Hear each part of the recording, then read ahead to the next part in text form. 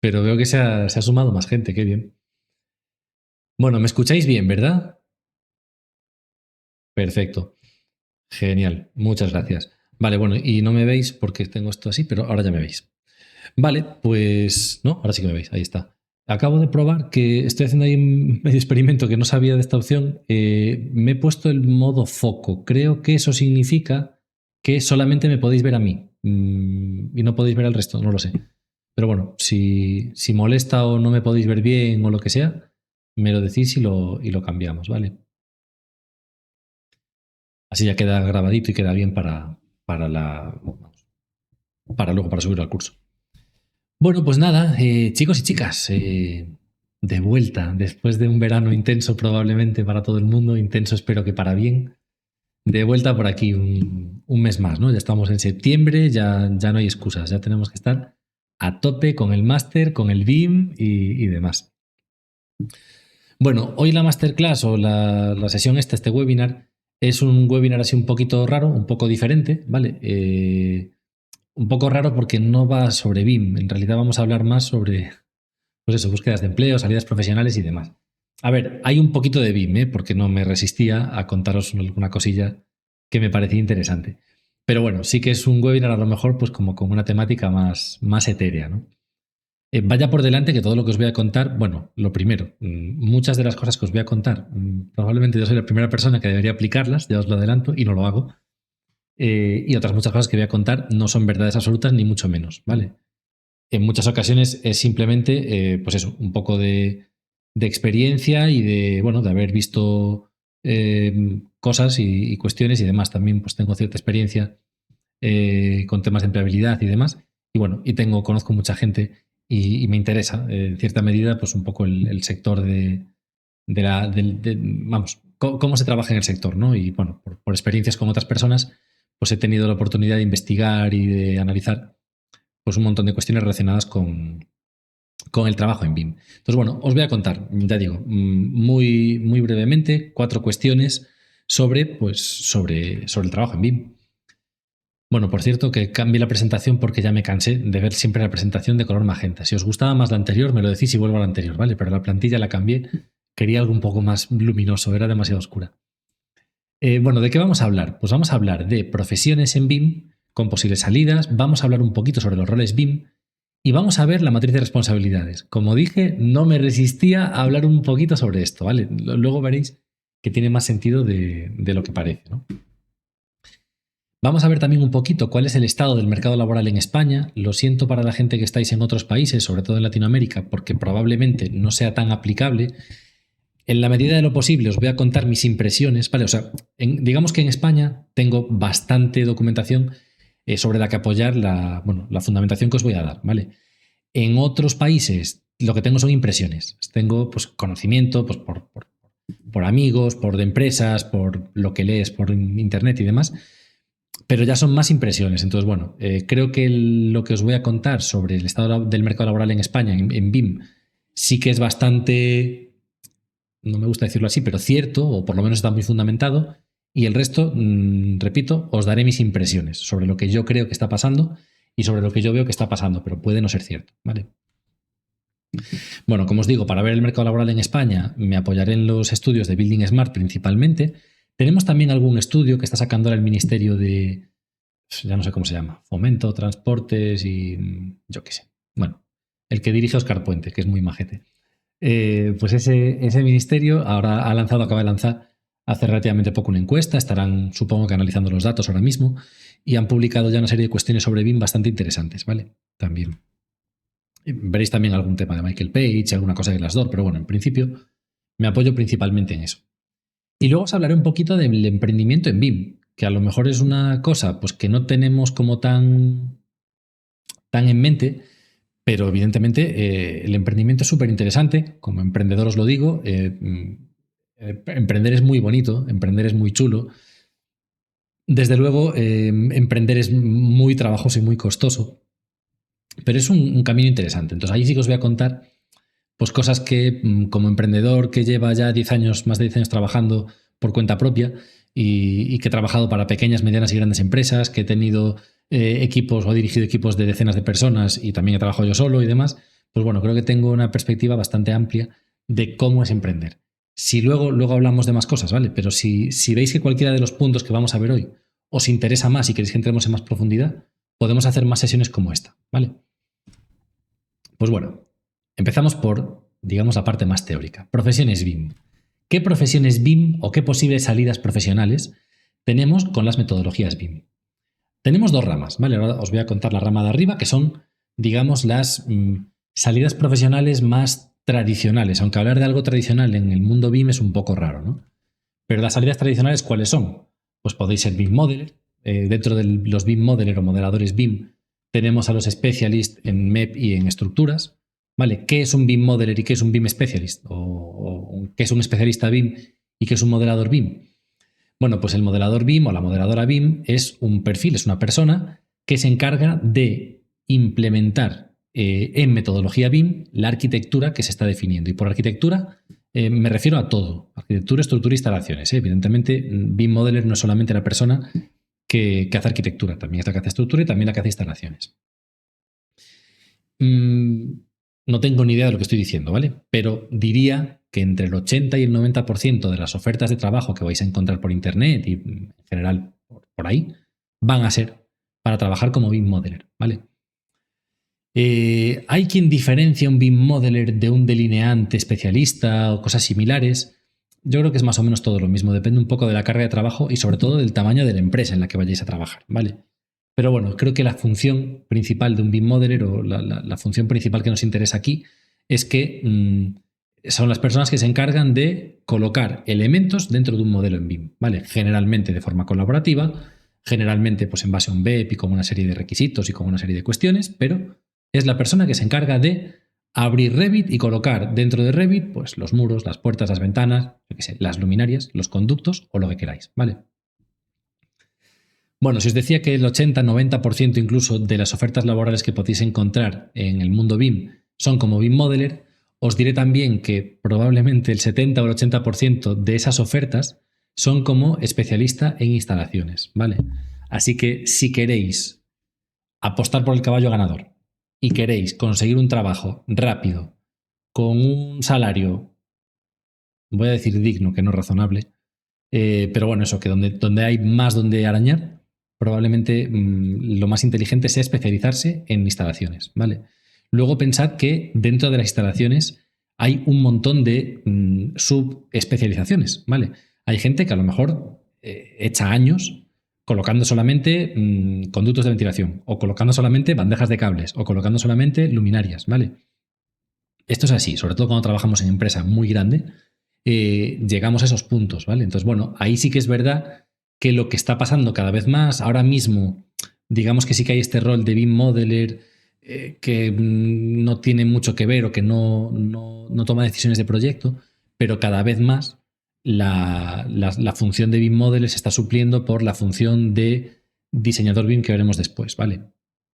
Que es una persona que, además de saber modelar en Revit o en el programa BIM que sea, también sabe pues, las especificaciones y el proyecto, cómo hacer el proyecto pues, de la instalación que sea o del elemento que sea. Entonces, bueno, como resumen, modelador BIM y especialista en MEP son los dos roles que más salidas profesionales tienen o que más salida profesional tienen y que más posibilidades de conseguir una entrevista y entrar nos dan, ¿vale? Adicionalmente a esto, hay unas poquitas ofertas, muy poquitas, pero las hay, de coordinadores BIM. Es muy raro que entremos en una empresa de cero como coordinador BIM, ¿vale? Solamente pasa en las hiper mega grandes. ¿Por qué? Porque generalmente un coordinador BIM es una persona que se encarga de gestionar un equipo de trabajo. Generalmente uno de estas especializaciones, que serán 3, 4, 5 personas, y se encarga de coordinar ese equipo para que trabajen de una forma pues, adecuada, según el BEP, etc. Entonces, generalmente estos líderes de proyecto, líderes de equipo, suelen ser personas que ya llevan un tiempo trabajando, probablemente como modelers, que ya tienen conocimiento exhaustivo de cómo funciona la metodología de trabajo en esa empresa y que ya tienen la cultura empresarial completamente asumida. Entonces, a esa gente pues, se les asciende, es el primer ascenso que podéis lograr, un ascenso a BIM Coordinator, ¿vale? Hablaremos luego un poquito de los salarios, pero bueno, para que os hagáis una idea, el salario de un coordinador BIM a día de hoy en España frente al de un moderador BIM es prácticamente el mismo. Puede haber una diferencia de 200, 300 euros al mes, no mucho más.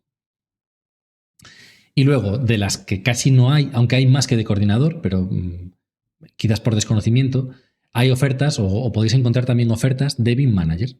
BIM Manager, para mí, el único paso, o sea, solamente hay dos, para mí, bajo mi punto de vista, dos formas lógicas o digamos, estables de lograr este rol. Una forma estable es habiendo trabajado años en modelado y en coordinación y ascender por méritos. ¿Vale? Eso me parece la forma más segura de lograr este rol. Luego hay otra forma que también parece muy segura, que es que este rol de BIM Manager lo asume una persona que ya lleva mucho tiempo trabajando en esa empresa en otras cosas. Directores de proyecto, arquitectos jefe, no sé, este tipo de roles, ¿no? Y en una transición al BIM, una de esas personas, o el líder de ese estudio, de esa empresa o lo que sea, asume el rol de BIM Manager y evidentemente se forma en consonancia. También me parece una forma muy segura de hacerlo. ¿Por qué? Porque en realidad un BIM Manager no tiene que saber modelar. Yo siempre cuento el caso de, uno de los BIM Managers que estaba hace años, ya no está trabajando en Goa, pero en Goa Invest, uno de los BIM Managers era una persona que era de formación abogado y que no tenía conocimientos de software BIM de ningún tipo. Ahora, el BEP se lo sabía de memoria y digamos que la optimización de procesos la tenía muy clara y la coordinación de personas y demás también la tenía muy clara. Entonces, era una persona sin conocimientos. Ya no digo BIM, sin BIM en el sentido de software, ¿no? Sino que sin conocimientos incluso de arquitectura adquiridos en una carrera. Y sin embargo, ejercía como BIM manager de una de las empresas más importantes del sector. ¿Vale? O sea que, bueno, esto puede ocurrir.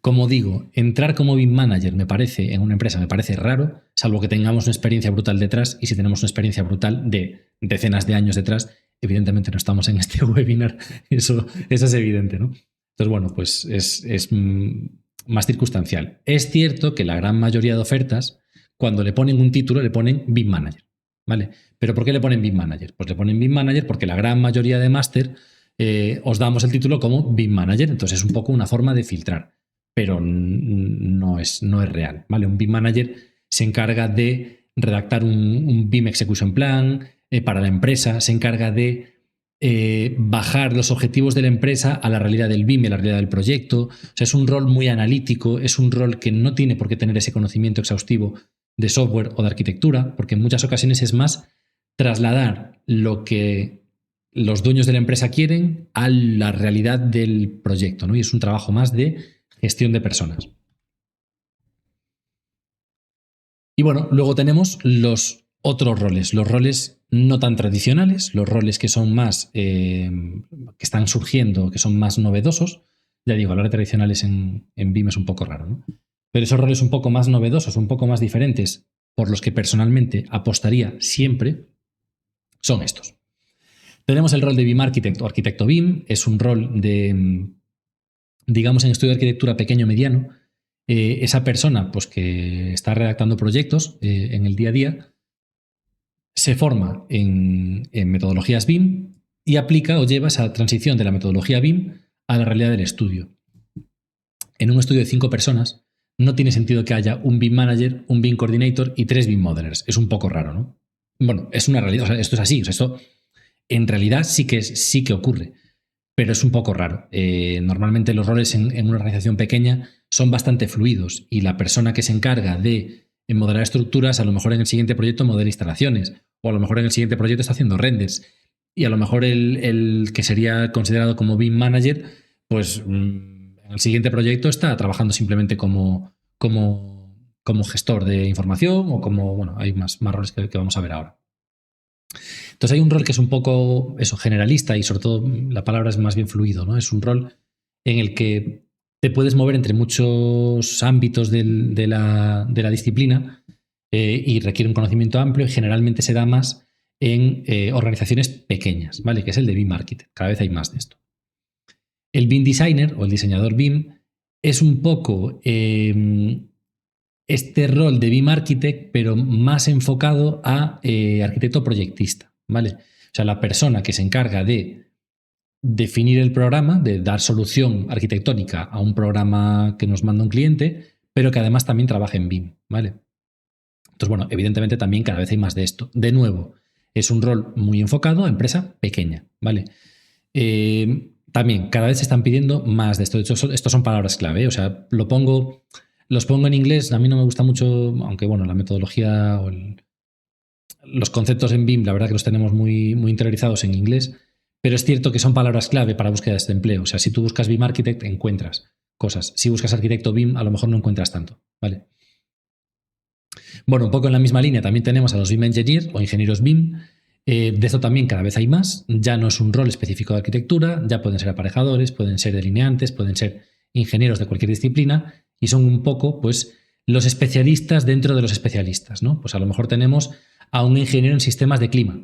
Vale, pues un ingeniero en sistemas de clima, BIM, va a ser evidentemente una persona ultra especializada en sistemas de clima, pero no va a ser una persona que solamente se dedique a colocar conductos.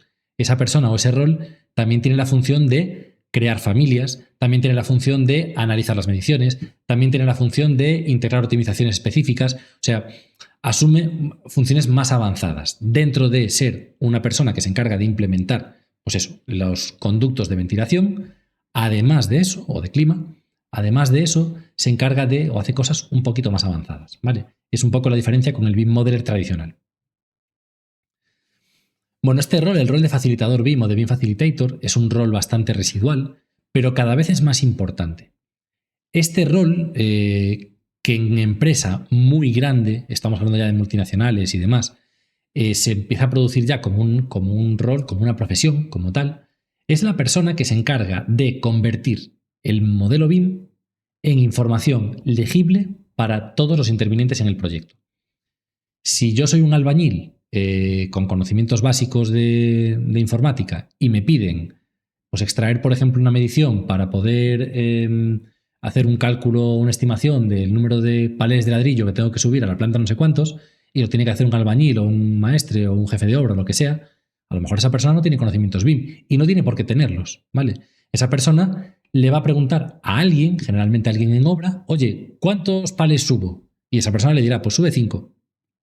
Vale, pues a lo mejor en lugar de que tenga que hacer preguntas constantemente a una persona, a lo mejor es interesante que haya un facilitador que se encarga de traducir esas preguntas en respuestas o esa información que va a necesitar un rol dentro de la obra, se encarga de traducirlo a la realidad. Pongo el ejemplo de la obra, pero hay mucho más, ¿no? Por ejemplo, si sois promotores y sois el promotor o la promotora y queréis, pues yo qué sé, ver un plano de electricidad, no pueden pretender siempre que entréis en un CDE, lo busquéis y demás, porque os van a obligar, si sois promotores profesionales, pues sí, aprenderéis a trabajar en un CDE.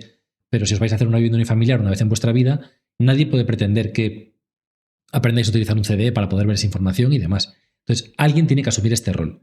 Evidentemente, en estudio pequeño este rol lo asume generalmente el BIM Manager, pero ya digo, cada vez están apareciendo más facilitadores BIM que se encargan de traducir la información que generamos en BIM a una realidad de un rol no BIM o de un rol que no tiene por qué saber BIM, ¿vale? Menciono esto porque sobre todo en obra cada vez es más importante, ¿vale? Porque cada vez trabajamos mejor en BIM, pero claro, eso implica que cada vez hay más distancia entre lo que estamos haciendo y lo que se hace en obra, porque lo que se hace en obra sigue siendo muy tradicional, con una estructura muy anquilosada y demás, y es muy complicado que esa gente se forme adecuadamente en metodologías BIM. Bueno, aparte que no podemos pretender que, pues eso, que un peón aprenda a trabajar en Revit. O sea, es absurdo, ¿no? En Revit o en un CDE me da igual. Es absurdo. Es absurdo porque no le aporta nada, ¿no? Vale, no me di cuenta y estoy viendo ahora que tenemos por aquí conversación en el chat, pero bueno, casi todos fueron buenas tardes. Y ahora José Luis comenta una cosa interesante. El cargo de BIM Modeler debería llamarse Revit Modeler porque los modeladores BIM limitan la ejecución del modelo en Revit. O sea, sí, cada vez hay más Revit Modelers, también se están pidiendo mucho Revit Modeler, pero estoy un poco de acuerdo con lo que comenta Giorgio un poco después. BIM es la metodología. Al final, si eres experto en modelado en Revit, o sea, haces función de BIM Modeler, pero no tienes por qué ser BIM Modeler. A lo mejor un BIM Modeler, digamos más global, sabe trabajar con Revit y con Archicad y con Allplan y con otros programas. Pero bueno, está bien la diferenciación, también es inteligente entender esto, ¿no? O sea, pensemos que por palabra clave, BIM Modeler es lo que vais a buscar, ¿vale? Es lo que vais a buscar en LinkedIn, en BIM Offers o en donde sea. Vais a buscar este rol. Pero es cierto lo que dice José Luis, que en realidad somos expertos Revit, no somos expertos BIM, ¿vale? Hay que avanzar más en eso. Bueno, por continuar, BIM Developer. Esta a mí es una que me encanta, es un rol que cada vez es más evidente que hace falta. De hecho, sabéis que os recomiendo mucho y os recomendaré mucho másters como uno que está haciendo Georgios, que estaba hablando por aquí, del máster de Data Open Company o de Data Open University ahora, que es un máster en desarrollo BIM. Cada vez es más necesario. El desarrollo BIM no es para informáticos o no solo es para informáticos. Tampoco es para arquitectos o tampoco es solo para arquitectos. ¿Vale? El desarrollo en BIM es para perfiles multidisciplinares que sean capaces de detectar problemas dentro de una metodología, dentro de un flujo de trabajo, dentro de un proceso y sean capaces de darle respuesta. No siempre es a base de picar código, ¿vale? Yo personalmente me considero desarrollador BIM y mis competencias picando código, dicho así mal y rápido, son básicas. O sea, entiendo algunos lenguajes de programación, pero los entiendo, no los sé hablar, ¿vale? O sea, es esto que cuando aprendes inglés, pues empiezas a entender el inglés, pero cuando tienes que poner a hablar, pues no eres capaz de expresarte más allá de dónde está la biblioteca, ¿no? Bueno, pues ocurre un poco lo mismo, ¿no? Yo personalmente me considero desarrollador BIM hasta cierto punto, sin tener conocimientos avanzados en Python, en C# o en Visual Basic, ¿vale? Conozco esos lenguajes, puedo programar cosas básicas, por supuesto tiro muchísimo de ChatGPT, de Gemini, de este tipo de Claude, de este tipo de inteligencias artificiales para que me ayuden a programar, ¿vale? Y luego está la programación en base a lenguajes, visuales, como puede ser Dynamo, ¿vale? Sabéis que, incido siempre mucho en que aprender a trabajar con Dynamo es garantizarse un futuro en un corto o medio plazo, ¿vale? Pero bueno, que dicho todo esto, podríais ser desarrolladores BIM, por ejemplo, si detectáis una serie de problemas y contratáis o trabajáis con un equipo de trabajo que se encarga de picar código, ¿vale? Esto es cada vez más habitual. Evidentemente hay gente que se va especializando en esto y ya está. O sea, si yo puedo contratar a alguien que sabe escribir el código, pero no sabe qué solución tiene que aportar, yo le digo la solución, esa persona me escribe ese código, es una sinergia perfecta, ¿vale? Y cada vez hay más de esto. Entonces, bueno, como BIM Developers, os recomiendo que también investiguéis un poquito más sobre esto. Hay cada vez más trabajo, ¿vale? Y luego también tenemos los BIM Analyst o analistas BIM. Es otra de estas profesiones que está surgiendo cada vez más porque sabéis que lo importante en el BIM no es el modelado, ¿vale? Así como hemos visto que la gran mayoría de ofertas de trabajo son como BIM Modelers, lo importante no es modelar. De hecho, es lo menos importante. ¿Qué es lo más importante en el BIM? Los datos, ¿vale? Todos los datos que incorporamos en el modelo, eso es el objetivo del BIM. Y no modelar, hacer un 3D bonito, lo que sea. El objetivo del BIM es tener datos. ¿Qué hacemos con esos datos? Bueno, pues ahora mismo estamos en un proceso de acumular.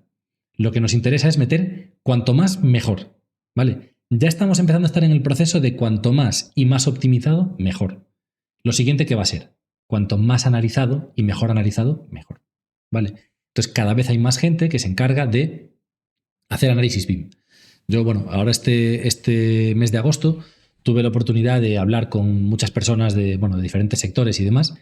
Y en concreto, bueno, pues tengo un amigo que tiene una empresa que hacen analítica de datos, ¿vale? Data Analytics, pero en general, de marketing. Y bueno, hablando con él, me comentaba que realmente, lo que yo estaba haciendo y lo que le estaba mostrando con unos dashboards y demás, que era una parte súper básica que él podía hacer. De hecho, me enseñó a hacer unas cosas alucinantes. Y que lo podía hacer súper rápido con una serie de programas que tenía y demás. Y un poco nos dimos cuenta en la conversación de que en realidad lo que él hace, que es, ya digo, análisis principalmente de marketing para empresas, lo hace para gran empresa, pues eso mismo era perfectamente aplicable a análisis de edificaciones, de datos en tiempo real, etc. Es decir, vimos ahí una sinergia y un enlace súper chulo que, bueno, pues que tarde o temprano se producirá. En nuestro caso lo vimos un poco más por amistad personal, pero la realidad es que cada vez hay más analistas que se encargan de obtener toda esa barbaridad de datos, ese big data que generamos en BIM y analizarlo para tomar conclusiones, ¿no? Ocurre una cosa muy curiosa, que es que dentro de los analistas BIM habría dos roles en realidad. Hay un rol más de recopilación de datos y hay un rol más de análisis de conclusiones, ¿vale? Entonces cada vez ocurre más que tenemos una serie de personas que se encargan de recopilar datos y hacer como un primer filtrado, hacer un resumen y darnos los datos clave, y luego esos datos clave tiene que haber una segunda persona que los analice. ¿Por qué? Y que los entienda. Porque si yo tengo 1.000.000 de parámetros de sostenibilidad, no tengo ni idea de por dónde empezar. Si hay un rol que se encarga de analizar eso y devolvérmelo en 20 datos relevantes, pues el 25% de los muros tiene una transmitancia térmica de no sé cuánto, el 40% de las ventanas tienen doble acristalamiento de no sé qué, yo qué sé, o sea, los datos que sea que le hemos pedido, esos datos que le hemos pedido o que nos ha dado, los tenemos que analizar desde el conocimiento de la arquitectura. Entonces, te digo, ese rol cada vez está más ahí y es un rol muy interesante. Y luego, por supuesto, el rol, bueno, el que a mí más me gusta, también porque es el que me toca y el que tengo, ¿no? El rol de consultor BIM o de BIM Consultant, ¿no? Cada vez también hay más de esto, cada vez también hay más oferta de trabajo específica de esto, porque cada vez hay más empresas que se encargan de implementar metodologías BIM. Un BIM Consultant o un consultor BIM o una consultora BIM es una persona que se encarga de analizar los flujos de trabajo de una empresa y dar soluciones adecuadas dentro del ámbito BIM. Entonces, somos personas que nos encargamos de estar permanentemente investigando, estudiando, analizando todo lo que encontramos en el mercado. Nos encargamos también de analizar, de estudiar lo que hacen las diferentes empresas y les ofrecemos a estas empresas soluciones adecuadas y a medida, ¿vale? Para poder optimizar sus flujos de trabajo y ayudarles en esa transición al BIM, ¿vale? No solamente es implementación, en muchas ocasiones también es optimización.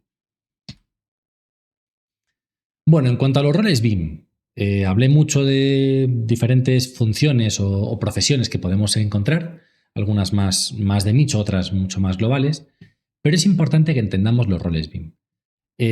No os voy a contar gran cosa, ¿vale? Esto que estáis viendo aquí, esta tabla, es una tabla que saqué de Building Smart, de un documento, bueno, que de hecho, esperad que empieza el webinar, pero no quiero que empiece, de este documento, ¿vale? De roles en organizaciones y proyectos que utilizan BIM. Es un documento de Building Smart. Perdóname que vuelvo hacia atrás. Entonces, esa tabla se queda ahí. En realidad, ¿qué es lo que define esta tabla? Pues define los tres aspectos fundamentales que tenemos que tener en cuenta a la hora de definir roles, que son que tenemos un nivel estratégico, un nivel táctico y un nivel operativo. Dentro del nivel operativo tenemos tres subroles, que son el adjudicador, el adjudicatario principal y los diferentes adjudicatarios o subadjudicatarios, las subcontratas, digamos. Y a partir de aquí tenemos una serie de roles específicamente técnicos, ¿no? Tenemos una serie de responsables de cosas, pues, o de implementadores como tal, BIM modelers, ¿vale? Serían en la práctica, pero luego también tenemos pues, una serie de roles específicos dentro de BIM, también tenemos una serie de roles en el ámbito táctico, más coordinadores, managers y demás, y en el ámbito estratégico ya manager puro, CEO, etcétera, ¿vale?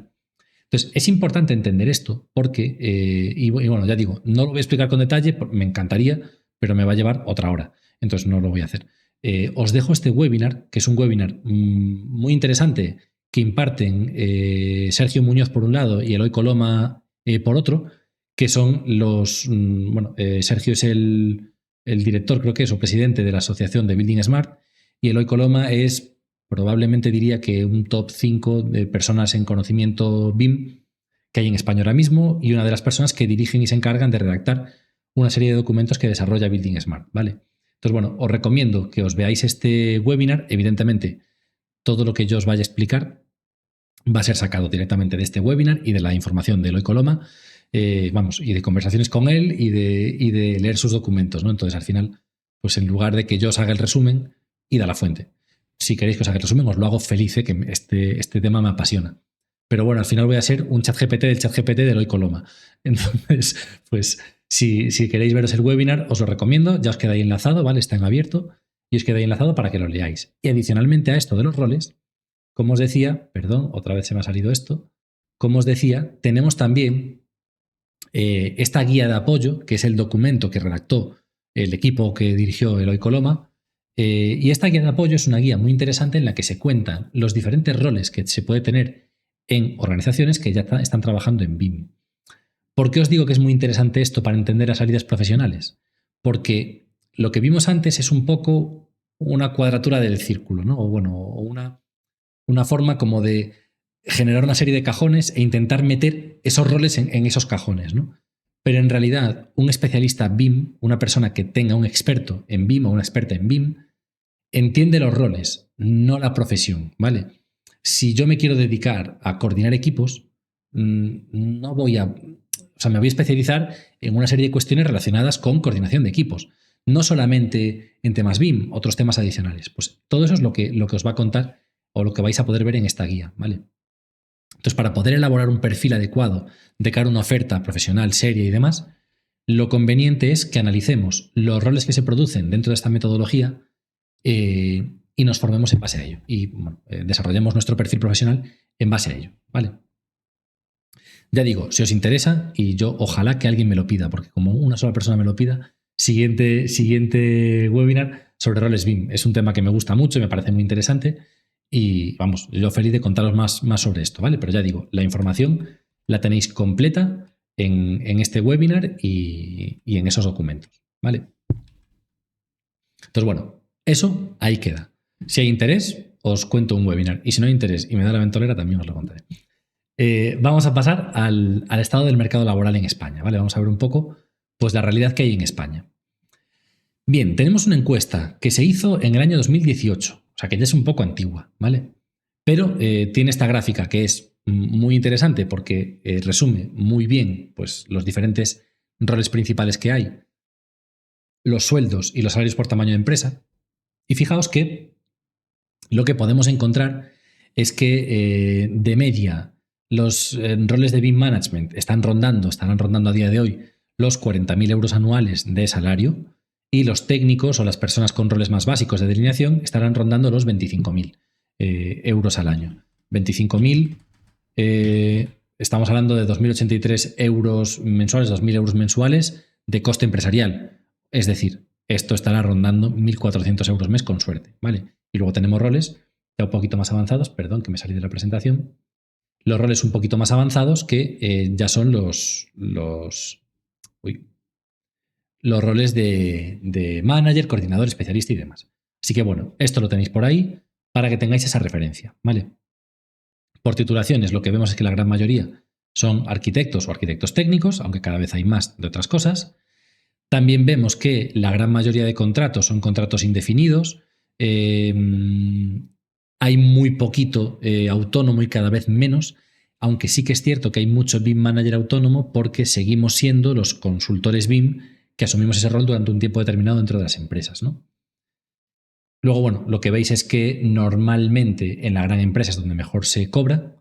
No siempre es así. Los autónomos somos los que menos ganamos, aunque de nuevo también no siempre es así. Depende, aquí hay muchísima variabilidad. Y hay un tema que veremos después, que es el que hace que estas cifras, yo personalmente no estoy muy de acuerdo con ellas, ¿no? Porque hay un tema con los autónomos, que es que hay mucho autónomo, lo voy a decir así, pirata, que tira los precios.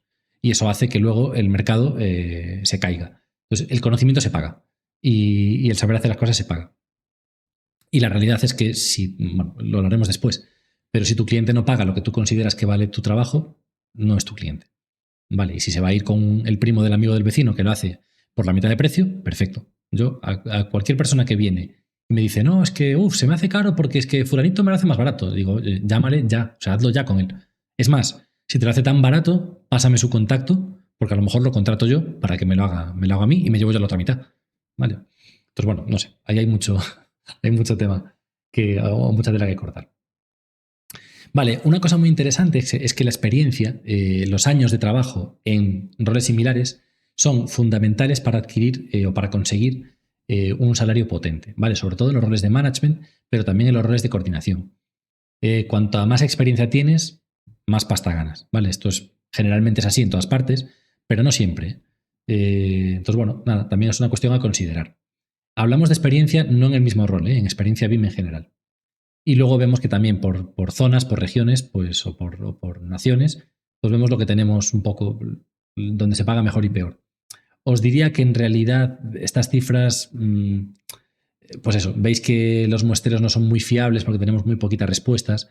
Los muestreos más fiables pues son principalmente Madrid, Cataluña, Valencia y Andalucía por cantidad de datos. Pero bueno, es una encuesta que, así como nos da información interesante, también es una encuesta que tiene muy poquita información relevante. 122 participantes es poco, es poco. Bueno, como os decía, este año se lanzó una nueva encuesta. Estamos esperando a que publiquen los datos. Sinceramente no fui capaz de encontrarlos, pero a lo mejor ya los publicaron. Tampoco he tenido mucho tiempo para buscarlos. Pero bueno, tendremos en las próximas semanas o meses, tendremos información actualizada para entender un poco esto. ¿Vale? Entonces, un poco el estado de lo que tenemos a día de hoy es esto y más o menos, pues os diría que estas cifras, incrementarlas en un 10% más o menos, y es la realidad a día de hoy. ¿Cómo está en el mundo? Bueno, pues como os decía, esto que tenemos aquí es los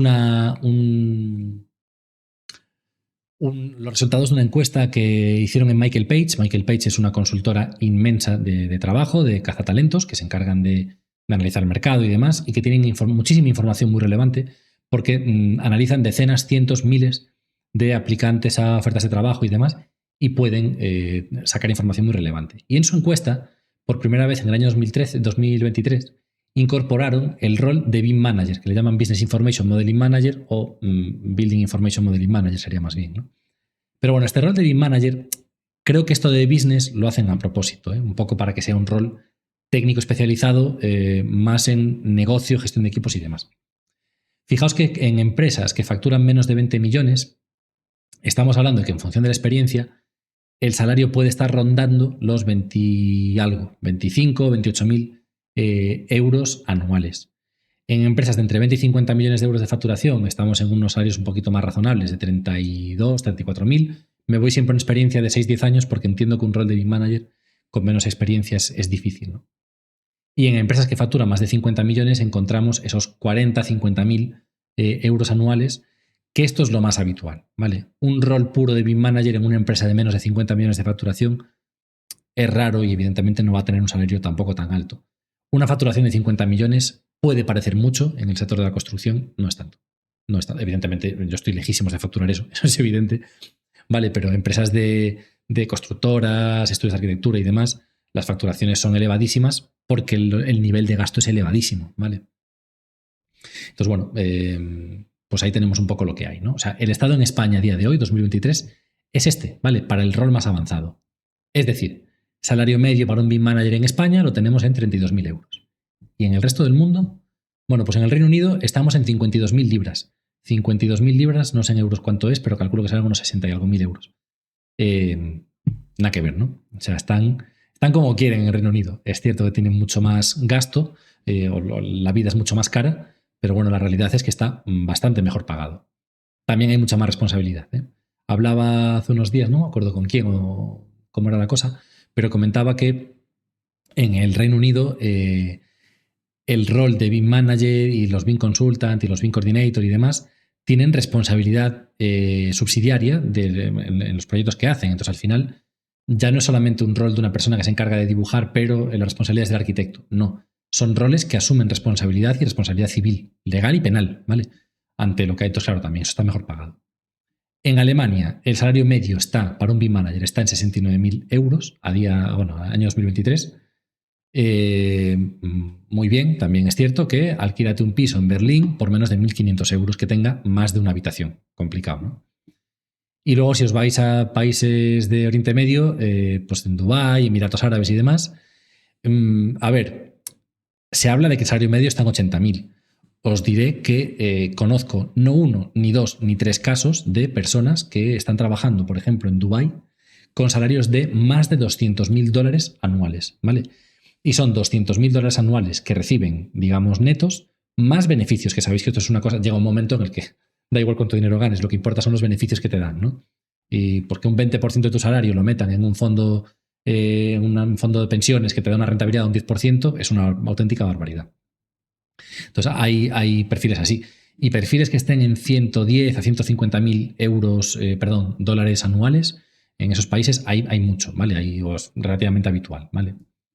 Comenta George que en Alemania, Austria y Suiza hay un buen nivel. Evidentemente, estamos hablando de 3 países, bueno, que tú conoces bien, Yorgos, evidentemente, pero son 3 países con un nivel de gasto elevadísimo, ¿no? O sea, yo tengo un familiar que está en Suiza trabajando de jefe de cocina con un sueldo superior al mío, pero lo que ahorra al acabar el mes, con suerte ahorra 200 o 300 euros, ¿no? Y yo soy capaz de ahorrar muchísimo más porque mi nivel de gasto aquí es muchísimo más bajo, ¿no? Mira, 5.500 francos, dice Yorgos en el chat, por una oferta de este tipo. Pues ya veis, 5.500 francos al mes. ¿Cuántos son 5.500 francos, Yorgos, en euros, por fin? Porque yo con esto ya me pierdo. Ahí sí que esa moneda no la tengo controlada. También es un mercado que conozco poco. O sea, conozco gente ahí que trabaja y de hecho conozco alguna empresa que se han ido para allá para poder... O sea, es más o menos una traslación 1-1, un tipo de cambio 1-1. Vale, pues bueno, ya lo veis. 5.000 euros al mes, pues ni tan mal, ¿no? Como sueldo de un profesional contratado, ni tan mal. ¿Quién lo pillará? Vale, y bueno, lo que os ponía, ¿no? En Estados Unidos y en este tipo de países, más de $100.000 y aquí ya estamos en un punto en el que en Estados Unidos $100.000 no es una barbaridad, porque a lo mejor tienes, pues eso, $2.500 al mes se te van en alquiler, pues tienes que pagar ¿cómo se llama? El crédito para hacer la carrera, ¿no? Que lo pagas durante no sé cuántos años. Yo qué sé, o sea, allí la vida es de otra manera, ¿no? Pero bueno, es una referencia para tenerla, ¿no? Hay gente que es capaz de hacer auténticos malabares para conseguir ahorrar muchísimo dinero, ¿no? Y al final, pues si solamente ahorras un 10% de tu sueldo, parece poco, pero si tu sueldo son 10.000 euros al mes, es una pasada. Entonces, bueno, pues ahí estamos, ¿no? Bueno, esto un poco por ver cómo está el tema, ¿no? En el mundo, ¿no? Quien quiera emigrar, fantástico. El trabajo remoto es una bendición.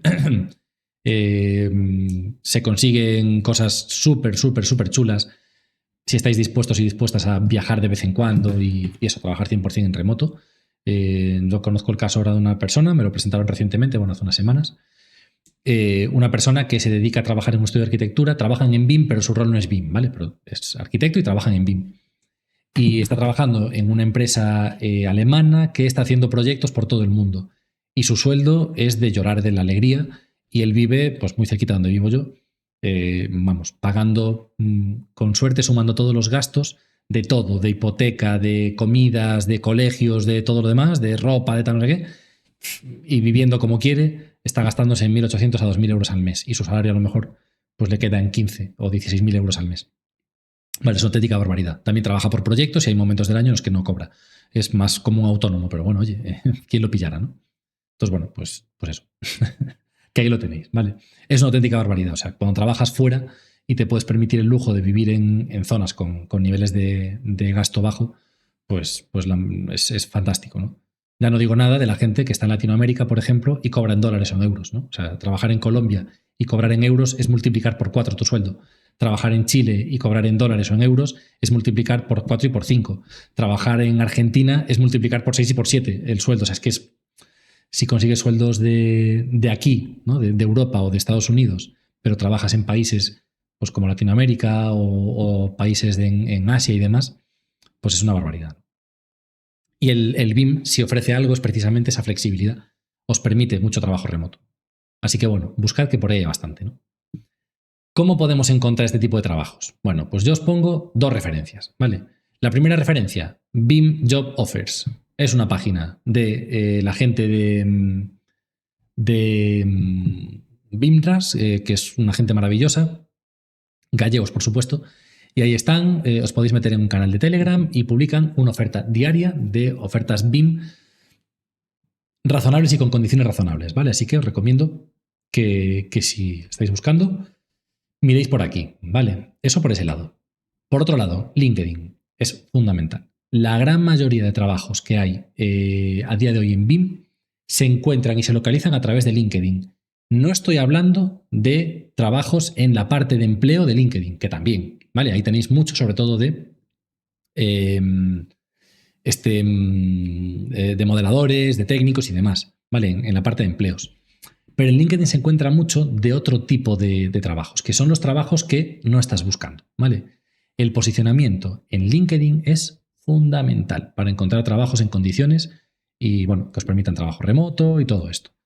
Vale, posicionamiento en LinkedIn implica optimizar tu perfil, pues para que aparezcas más arriba, que tengas más seguidores, que publiques diariamente, que te posiciones adecuadamente a nivel SEO y demás, que aportes valor, que generes una comunidad a tu alrededor, que participes en diferentes grupos. Es decir, el trabajo dentro de LinkedIn como un trabajo, ya lo consideramos como un trabajo real, ¿vale? Sobre todo para la gente que está buscando trabajo como tal. El potenciar y fomentar un perfil en LinkedIn es una garantía de que, una garantía, es la forma más fácil de que en un medio o largo plazo consigamos ofertas realmente potentes, ¿vale? Yo sé a ciencia cierta de personas que con perfiles francamente buenos y con currículums alucinantes que han sido descartados de ofertas de trabajo millonarias como estas y muy potentes como estas por el simple hecho de que su perfil de LinkedIn no daba la talla. No era un perfil bueno que demostrase el conocimiento de esa persona. Vale, y sí, pues a lo mejor ves en un currículum una persona que ha trabajado 10 años en no sé qué empresa, 5 años en no sé qué otra, que tiene una experiencia brutal, 3 másters, un doctorado, yo qué sé, este tipo de cuestiones, pero luego si no ves los conocimientos reales de esa persona, no la vas a llamar, por mucho que tenga 50 títulos, ¿vale?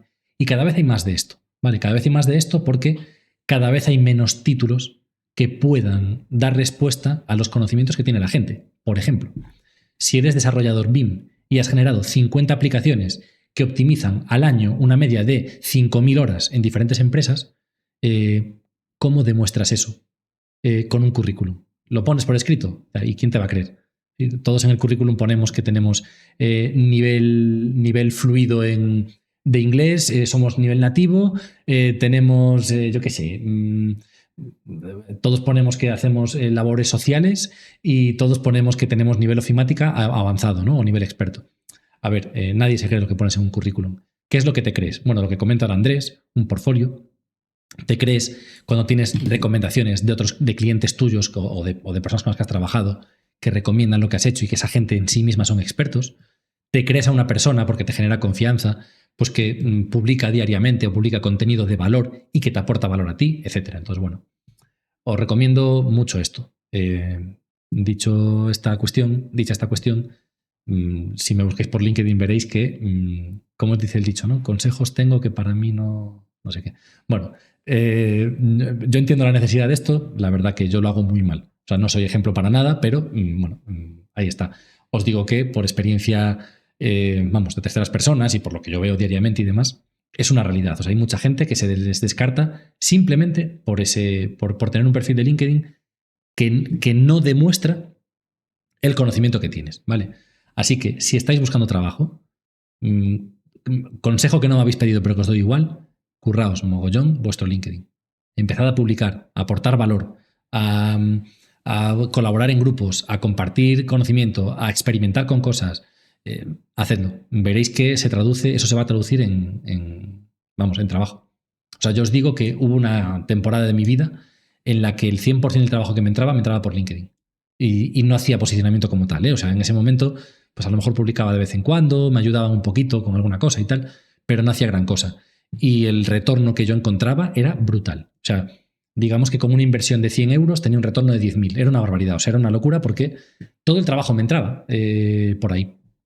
Y a día de hoy, pues tengo otras preocupaciones y lo tengo más abandonado. Pero, sé de su potencial y sé que si queréis realmente poder optar a trabajos potentes, esta es la forma. Y si queréis ser consultores BIM independientes, autónomos, lo mismo, ¿vale? Así que LinkedIn a tope. Luego hay otras plataformas, ¿eh? Luego hay mucho de, pues eso, Michael Page, tiene mucho trabajo de todo esto. Hay varias. Es que ahora tengo Michael Page en la cabeza porque estuve mirando los estudios que publicaron recientemente, pero hay un montón de empresas de cazatalentos, ¿no? Que buscan perfiles ya más avanzados. Esas empresas no publican ofertas. Esas empresas tienen reclutadores que buscan. ¿Y dónde buscan? Principalmente en LinkedIn, ¿vale? Entonces, es raro que podáis optar a esas ofertas si no estáis bien posicionados en LinkedIn y posicionadas en LinkedIn. Bueno, y ahora la parte que me divierte a mí. Emprender en BIM. ¿Qué es esto de emprender en BIM? ¿Cómo se...? Uy, se coló esto. Bueno, da igual, lo dejamos así. ¿Cómo se emprende en BIM, no? Bueno, pues emprender en BIM es toda una aventura. Me vuelvo a lo anterior primero. Es toda una aventura. Emprender en general es una aventura. Voy a decir una cosa que quiero que se entienda por el lado que es, ¿vale?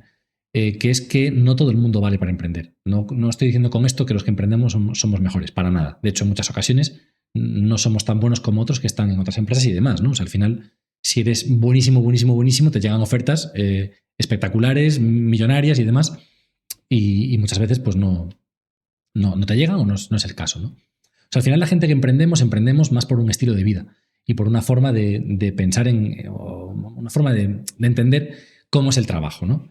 Emprender tiene muchas ventajas.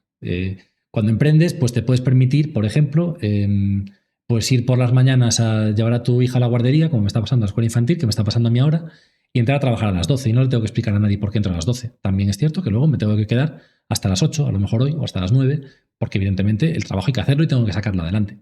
Pero bueno, te da esa flexibilidad. Hay trabajos ya a día de hoy para empresas que te permiten eso también. Pues tampoco pasa nada. Emprender también te permite elegir qué haces y qué no, que para mí es lo más importante, ¿vale? Yo hubo una época, y os hablo también de mi experiencia personal, hubo una época en la que cogía todo lo que entraba. Me llamaban de empresa X que me ofrecían tal cosa para hacer tal, y si encajaba en mis honorarios, lo hacía. A día de hoy tengo la fortuna de que no tengo que hacer eso. No estoy obligado a hacer eso, pues porque me puedo sostener con los clientes que tengo, con el trabajo que va entrando y demás, y puedo elegir los proyectos. Y eso para mí es fundamental.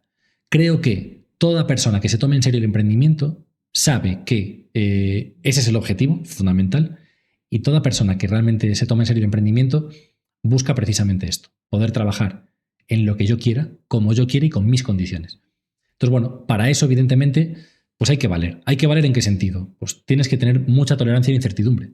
Tienes que saber que va a haber épocas de vacas flacas y también va a haber épocas de vacas gordas. Tienes que saber gestionar tu dinero. Tienes que saber, pues eso, ser capaz de vivir con poco y con mucho. Tienes que ser capaz de no saber si mañana vas a tener trabajo o vas a tener demasiado. Tienes que ser capaz, pues, de saber delegar. Es fundamental. O sea que es un perfil muy específico de persona, ¿vale? Ya digo, la gente que emprendemos y que nos lo tomamos en serio y que llevamos años, normalmente no encajamos dentro de ese perfil de persona que trabaja en una oficina. Hay mucha gente que busca eso y eso es muy positivo, es muy necesario, evidentemente.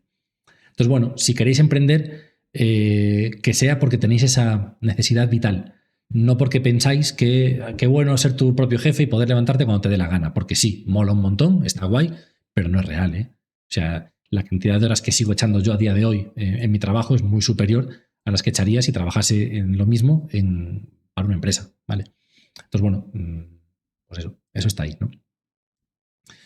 Bueno, y emprender en España tiene otra serie de hándicaps adicionales. No me voy a meter en la crítica porque no hace falta. Ya todo el mundo sabe lo fácil o difícil que es emprender en España y en todo el mundo. O sea, por mucho que haya otros países en los que haya como cierta cultura emprendedora y demás, la realidad es que emprender es muy difícil. Es muy difícil por muchos motivos. Y hay que ser muy inconsciente o tener dinero. El que tiene dinero y se lo puede permitir, pues también está muy bien. Yo fui muy inconsciente en su momento y bueno, tuve suerte. Y muchas veces hay que tener suerte. Muchas veces no vale con ser bueno. Simplemente hay que tener suerte. Estar en el lugar adecuado en el momento adecuado. No ser el primero. Yo fui el primero, de hecho, en una empresa que tuvimos previamente, fuimos los primeros en muchas tecnologías y no nos comimos una mierda, me vais a perdonar la expresión.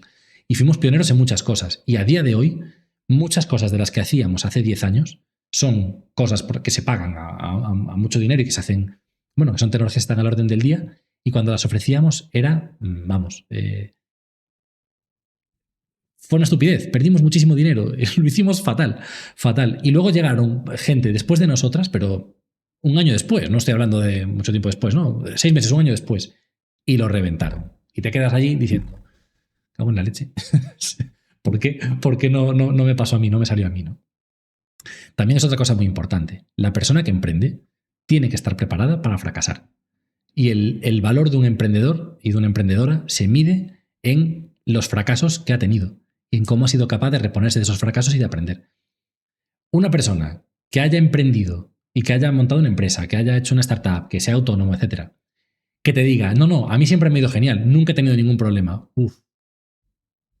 Sospecha o teme por esa persona, porque muy probablemente cuando le venga, vamos, lo va a machacar. Vale, todos los emprendedores hemos tenido fracasos muy graves, fracasos no tan graves, sonados y demás. Da igual, es parte del emprendimiento y es interesante y es positivo porque aprendemos, ¿vale? Así que también es una cosa muy importante. Si haces algo y fracasas y eso te desanima, quizás lo pases mal, porque se pasa mal. Dicho todo esto, mola un montón, ¿eh? El emprendimiento tiene cosas muy positivas. Bueno, para emprender, 3 consejos muy importantes. Si quieres emprender en lo que sea, y en BIM en particular, analiza la viabilidad de tu negocio, ¿vale? Tengo una idea de negocio. Mi idea de negocio es que voy a hacer bufandas para perros. Ya no me voy a ejemplos VIP porque hay un montón de cosas y no quiero decir una tontería y que alguien se sienta ofendido o lo que sea, porque hay de todo, ¿vale? Pero voy a hacer bufandas para perros. Perfecto.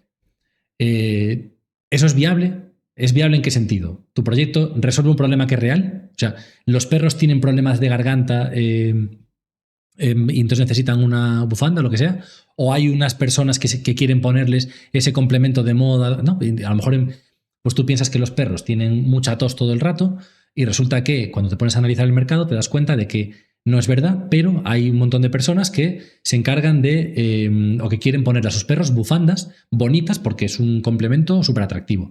Bueno, pues tienes que ser capaz de pivotar. O sea, que tienes que ser capaz de analizar que tu negocio va a ser viable, pero también que tu negocio puede cambiar, ¿no? ¿Qué hacen otras empresas del sector? Analiza la competencia, ¿vale? O sea, al final, ¿hay más empresas de bufandas para perros en España? No, no lo sé, ¿eh? A lo mejor sí que hay y flipo en colores. ¿Pero hay más empresas de bufandas para perros en España? No. ¿Por qué? ¿Porque tengo una idea brillante y soy un puto genio, me vais a perdonar la expresión? ¿O porque a lo mejor no hay un mercado para eso? Analiza qué es lo que hacen. Que haya competencia no es malo, ¿vale? Cuando Amancio Ortega fundó Inditex, ya había gente que hacía camisetas. Bueno, camisetas y... no estoy. Camisetas y sudaderas y no sé qué, no sé cuánto. Ya había gente que lo hacía. Y cuando la empresa empezó a crecer y empezó a tener un poquito más de éxito, ya había empresas que eran multinacionales, que hacían lo mismo que él y mucho mejor y más económico y no sé qué, no sé cuánto. Y aún así, ahí siguió. ¿Por qué? Porque la competencia es buena. Tienes que buscar algo que te diferencie, que eso lo vamos a ver después. Pero la competencia es buena y es positiva. Es muy importante saber lo que hace nuestra competencia. Y si no hay competencia, ojo, ¿vale? Porque tenemos esta cosa de que aparece una startup y de repente esta startup ha inventado este concepto de no sé qué y no sé cuánto. A ver, a mí hay una frase que me gusta mucho que es algo así como que no todos los CEOs de las startups son Steve Jobs. Es más, solamente ha habido un Steve Jobs y solamente habrá un Steve Jobs.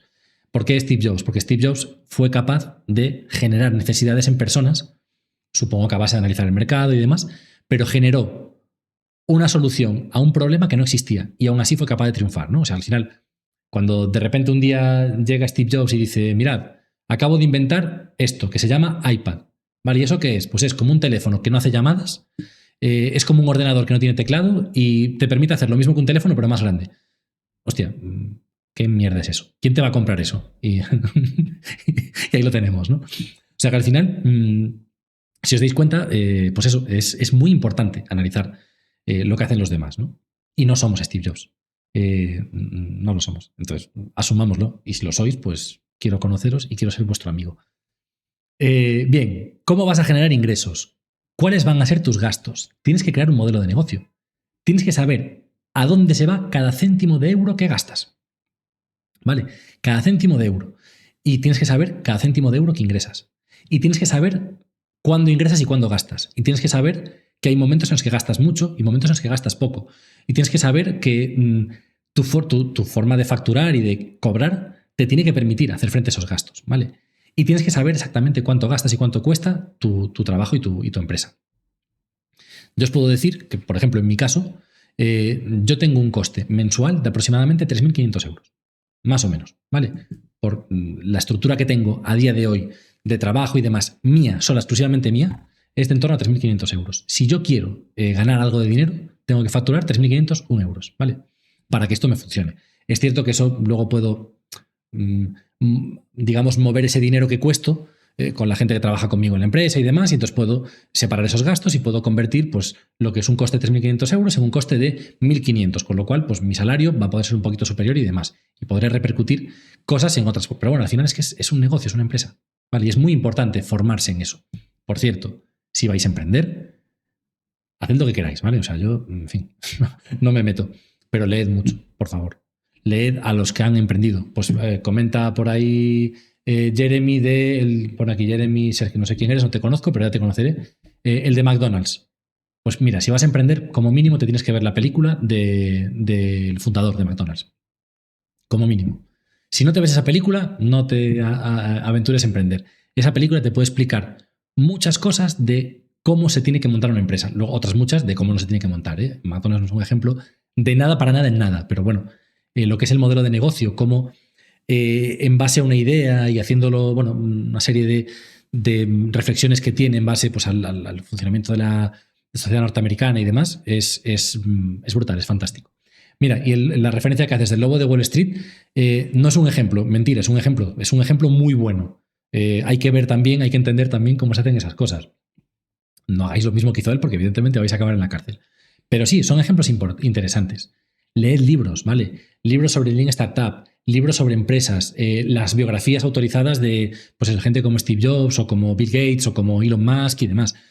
No digo que sean referencias de nada ni para nada, oye, os gustarán más o menos, pero entended cómo han llegado a donde están, ¿vale? Y luego buscad la forma de aplicar todo eso a vuestra empresa, ¿vale? Habrá que leer también pues, manuales de empresa, pues de finanzas y cosas así. A mí me repatean los números, no me gusta saber, pues, no sé, no me gusta, me aburre, pero hay que saberlo. Es que si no lo sabes, tienes un problema, ¿no? Más consejos o más cosas importantes. Buscad siempre nichos de mercado, ¿vale? Si yo quiero emprender en BIM, lo último que puedo hacer es decir, soy modelador BIM, modelo BIM para empresas. ¿Por qué? Porque hay millones como tú. Millones. Y que lo van a hacer mejor que tú y más barato. Entonces, si tu único argumento es, estaba por aquí, pues no te va a contratar nadie. Y si tu argumento es, soy más barato que cualquiera, te garantizo que vas a acabar en 6 meses con todos los ahorros que tenías, ¿vale?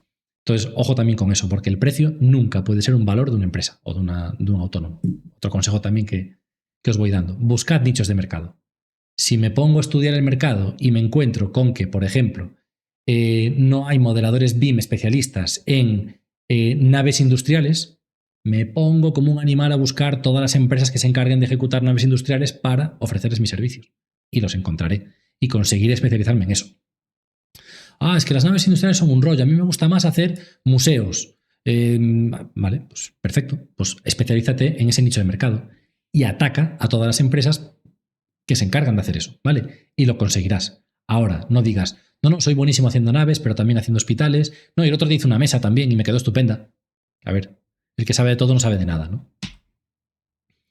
Fundamental, y para esto LinkedIn es básico, posicionaos como expertos y expertas, ¿vale? Si tú en LinkedIn compartes información de valor, o sea, al final, pues sí, vende mucho decir, es que he dado una conferencia en la Universidad de Massachusetts. Muy bien, eso está fantástico, evidentemente. Y si podéis llegar a ese nivel, evidentemente os van a considerar expertos. Pero si no podéis llegar a ese nivel, tenéis una plataforma que es gratis, en la que podéis aportar valor y en la que os podéis posicionar como expertos, que es LinkedIn. Pues hacedlo. Es fácil. Solamente hay que escribir todos los días, publicar cosas muy interesantes y conseguir que la gente se enganche. Es facilísimo. O sea, no tiene ninguna dificultad, ¿no? Bueno, hay que intentarlo. Y sobre todo, diferenciaos del resto. ¿Vale? No seáis, si vais a emprender, no seáis la típica empresa D. No, porque típica empresa D ya hay muchas que han llegado antes, que son mejores y que lo hacen más barato. Y no os diferenciéis, por favor, nunca por precio. No, es que yo te lo hago un 20% más barato que el vecino. No seáis esa persona. Esa persona da mucha rabia y además esa persona lo que provoca es que el mercado se hunda y se pinche. Por culpa de esas personas, en arquitectura hemos pasado de cobrar entre un 7 y un 10% del presupuesto de ejecución material de un proyecto a, con suerte, ganar 3.000 euros por un proyecto de ejecución. ¿Vale? O sea, yo conozco casos de gente que va a pérdidas y son amigos míos y siempre se lo digo, no vayas, por favor no lo hagas. No, es que me viene bien para hacer currículum, es mentira. Es que me viene bien para hacer portfolio, te están engañando.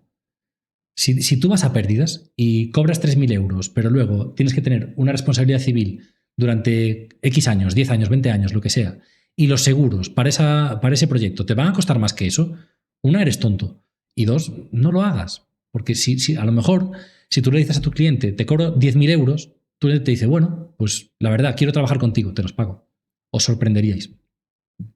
Yo lo pasé muy mal hace un tiempo, tuve ahí unas semanas un poquito complicadas, porque tomé la decisión de a clientes con los que llevaba mucho tiempo trabajando y a los que les estaba ofreciendo un precio demasiado bueno, pues decidí que ya no era rentable y tuve que subirles. vamos, el coste y lo que les facturo y demás, clientes recurrentes de muy larga duración, y les tuve que meter un palo gordo. Y lo hablé con ellos, con todos ellos, con total confianza. Mirad, pues pasa esto, mis gastos son estos, esto es así y demás, necesito subir este precio. Os diré que de 6 clientes recurrentes que me pagan todos los meses dinero y un buen dinero por hacer diferentes trabajos y demás, de 6 solo perdí uno.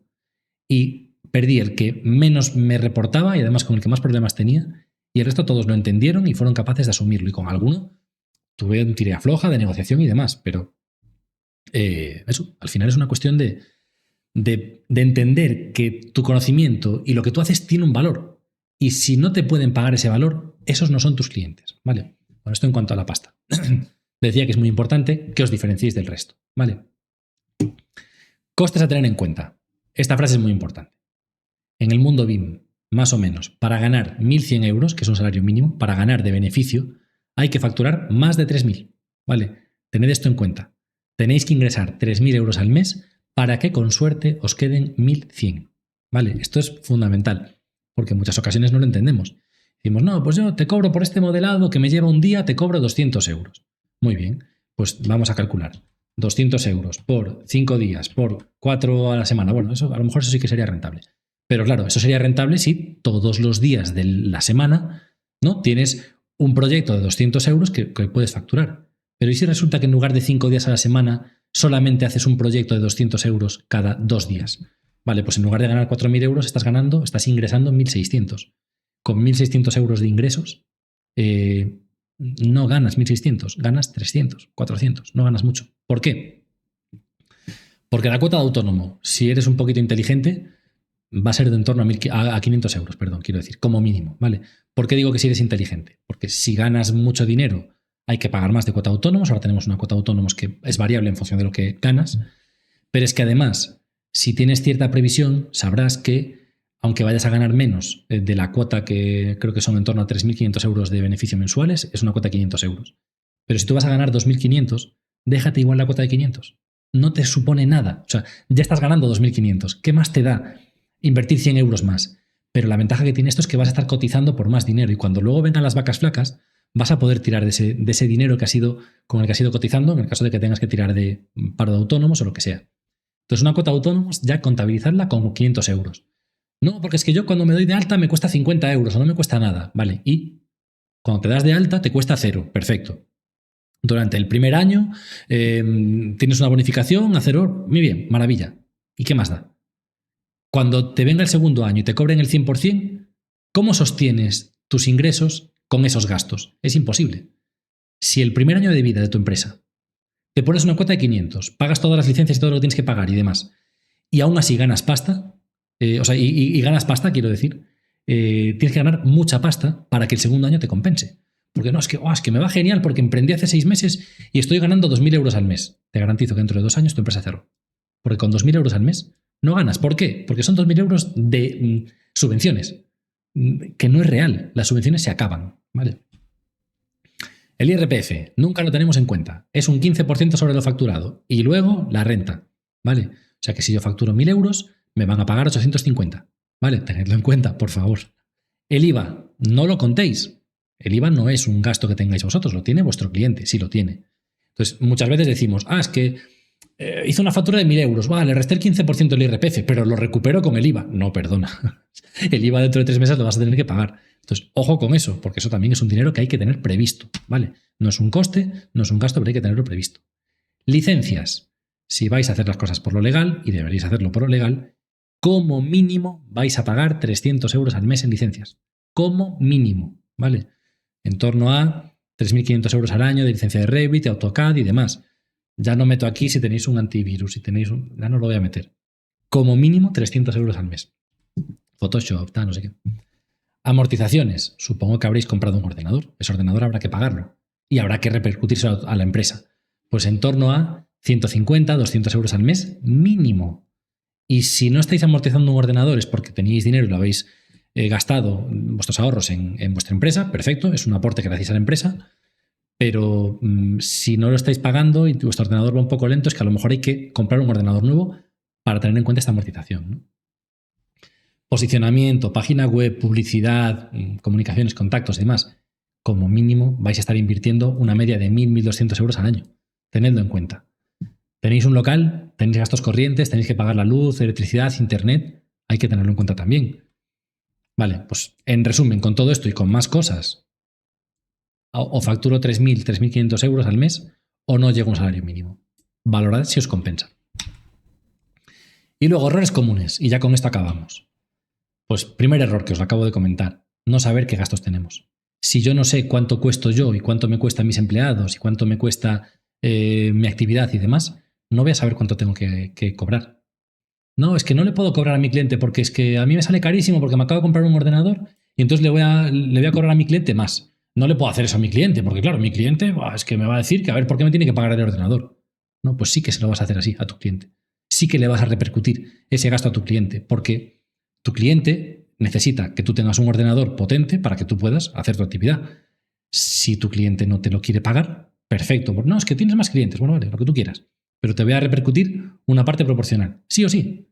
Si me pagas 100 euros la hora y yo me gasto 1.000 euros al día, no es rentable.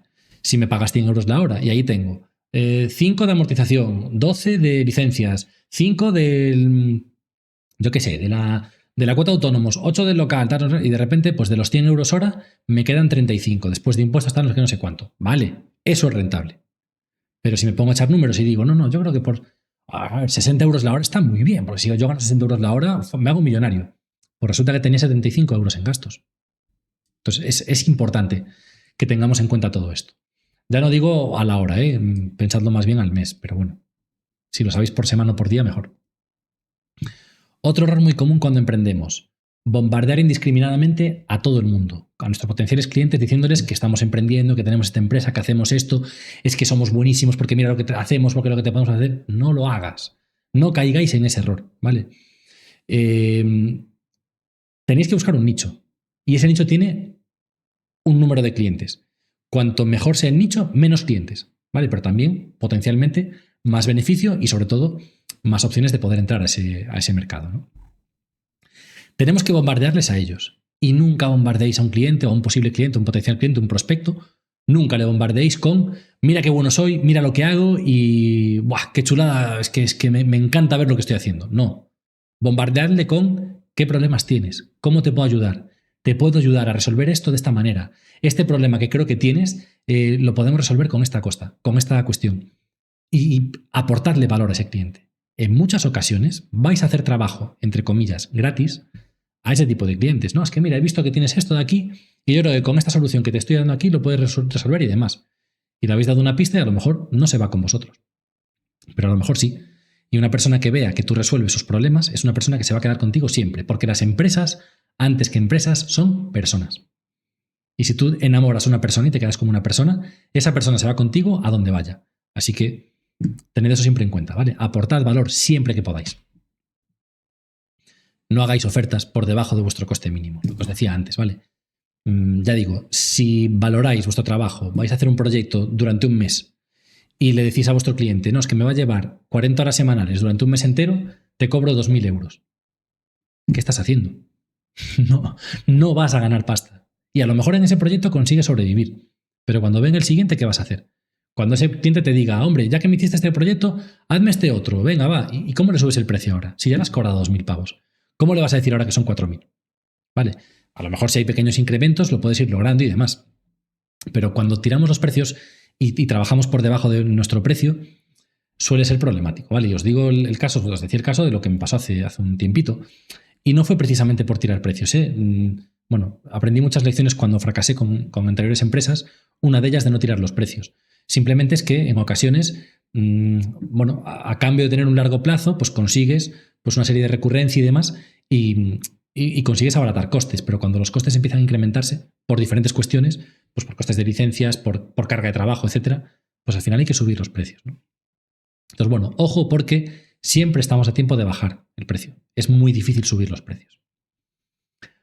Otro error muy común es no buscar clientes recurrentes, ¿vale? Y esto va un poco también en la línea del nicho de mercado y demás. Si vais a emprender, buscad un nicho que os permita tener cierta recurrencia, ¿vale? Es mejor cobrarle 50 euros a la semana a una persona por tener una sesión con esa persona y aportarle valor en, yo qué sé, en lo que sea, que no cobrarle a esa persona 1.000 euros una sola vez. Preferís 50 euros. Yo conozco una persona, bueno, lo podéis buscar en Google y demás, tiene un blog que se llama Chavetas, es un chico, Isaac se llama, que viaja por el mundo. Su trabajo es viajar. Es el típico influencer, bueno, no es el típico influencer, pero es un influencer de viajes, ¿vale? Escribe en un blog y demás y vive de eso y hace viajes espectaculares, lleva muchísimos años viajando y viviendo del cuento, ¿vale? Viviendo de viajar. ¿Y cómo lo consiguió? Él se dio cuenta, hace ya pues, igual 8 o 10 años, se dio cuenta de que era mucho más fácil pedirle un patrocinio de 100 euros a Iberia que no pedirle uno de 100 euros a Iberia, otro de 100 a Samsonite, otro de 50 a Repsol, otro de 25 a Rental Cars, otro de 200 a Booking, ¿vale? Y se dio cuenta de que eso era mucho más fácil que no decirle a Booking, oye, te hago aquí un post de no sé qué, no sé cuánto y te cobro 5.000 euros. Booking jamás se lo daba. Y resulta que luego Booking, a base de 200 euros todos los meses, resulta que le ha acabado facturando muchísimo más, ¿no? Bueno, pues él es una persona que, ya digo, viaja por todo el mundo, tiene un buen sueldo del que puede vivir toda su familia y todos trabajan viajando y demás. Y ya digo, su brillantez fue encontrar precisamente esto, el tema de los micropatrocinios, ¿vale? Bueno, pues en el sector ocurre exactamente lo mismo. Si podéis lograr tener 5 clientes que os reporten, vamos a decir, 1.000 euros de facturación mensual, pues si le resolvéis a 5 clientes 5 problemas por valor de 1.000 euros, es una pasada para esos 5 clientes y estáis facturando 5.000 pavos. ¿Cuántos va a quedar al acabar el año, al acabar el mes? Pues 2.000, 2.500 euros al mes. Oye, maravilla, maravilla. Vale, y es mejor eso que no un cliente que te facture 5.000 euros todos los meses, porque el día que se vaya ese cliente tienes un problema. Bueno, otro error muy común. Nos enamoramos de nuestra idea y no tenemos en cuenta si eso encaja en el mercado. Pues bufandas para perros. Creo que ya está todo dicho. Es que es una idea brillante, es que soy un puñetero genio, es que mira qué ideaza, cómo no se le ocurrió a nadie antes. Voy a invertir 1.000.000 de euros que tengo en esto. Pues lo inviertes y lo perdiste. ¿Vale? No os enamoréis de vuestra idea. Vuestra idea puede ser muy buena, pero contadse a otras personas, gente del sector, gente de fuera del sector, analizar si tiene encaje, ver si tiene encaje con la competencia, tantead a la competencia. Y ved un poco lo que hay, a ver si realmente tiene encaje o no. Nunca facturéis por hora de trabajo. En BIM esto es una cosa súper habitual. No, te voy a hacer esta escuela infantil y me lleva 20 euros la hora. O sea, me lleva 20 euros la hora, no, perdón. Me lleva 200 horas. Como me lleva 200 horas, te voy a facturar a 35 euros la hora, tanto. No hagas eso. A mí, como cliente, no me importa cuántas horas te lleve.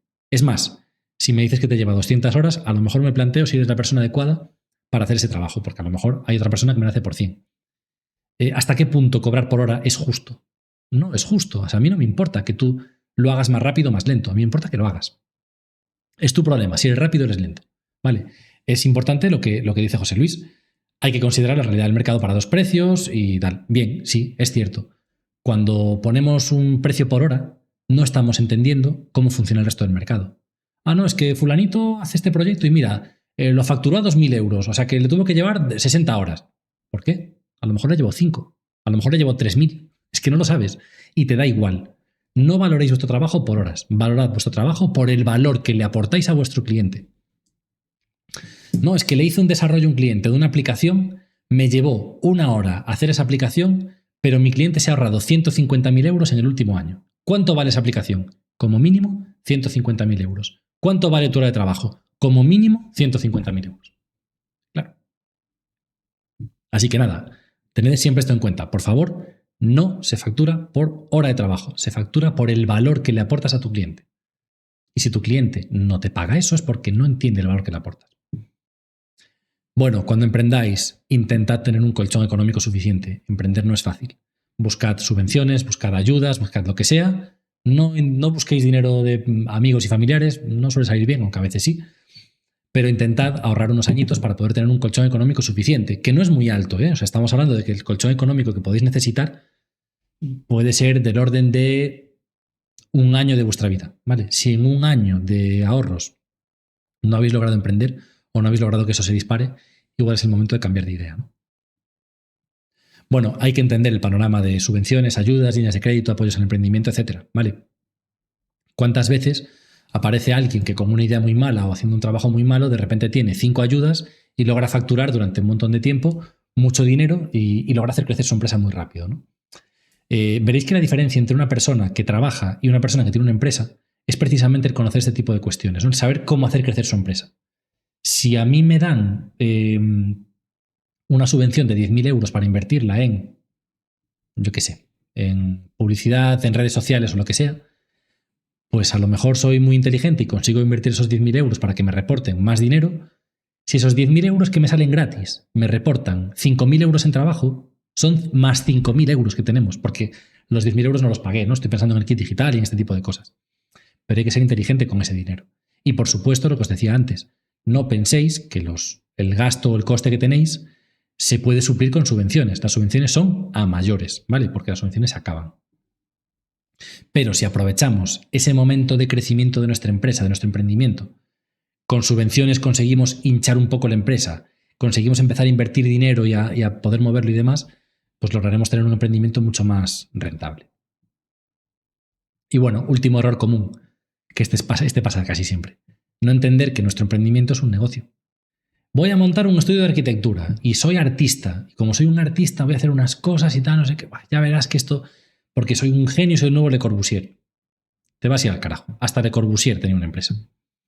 Vale, o sea, es importante que entendamos que vivimos en un sistema capitalista, tenemos que trabajar y tenemos que tener empresas y los negocios son, o sea, las empresas son negocios, son máquinas de hacer dinero. Y es fundamental entender eso. Mientras no entendamos eso y trabajemos por amor al arte, pues nos va a ir del carajo y nos iremos al carajo. Así que eso, tenedlo siempre en cuenta, ¿vale? Ah, bueno, mira, y otra más, que esta no me acordaba. No dedicar tiempo a formarnos. Si somos expertos en BIM y no estamos permanentemente actualizándonos en BIM, ¿qué es lo que va a ocurrir? Que el año que viene ya no seremos expertos en BIM. Si nuestro valor era que éramos expertos y ya no lo somos, ¿cuál es nuestro valor? De nuevo volvemos a precio, todas estas cosas. Uy. Y ya está. Con esto cerramos la sesión. Chicos y chicas, abrimos debate si os parece, dudas, preguntas que tengáis y si no, cerramos aquí y nos escapamos. Abrimos micros, ¿eh? Quien tenga algo que comentar, veo por aquí que Kevin levanta la mano, o no sé si levantabas la mano o dabas las gracias, pero lo que tengáis, si tenéis algo, comentadlo y lo vemos.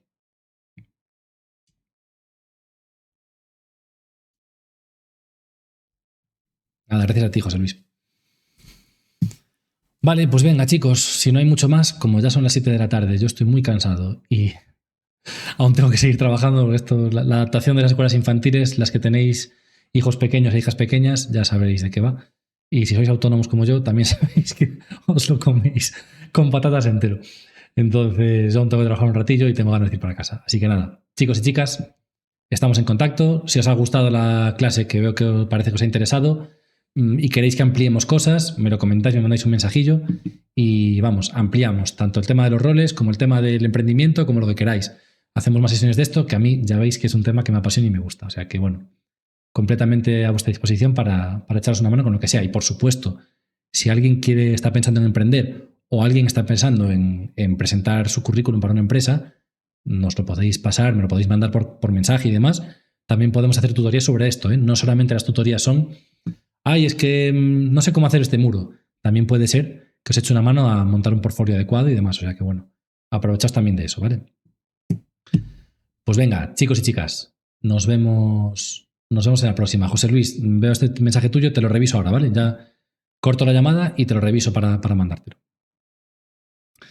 Venga, nos vemos en la siguiente. Chao, chao.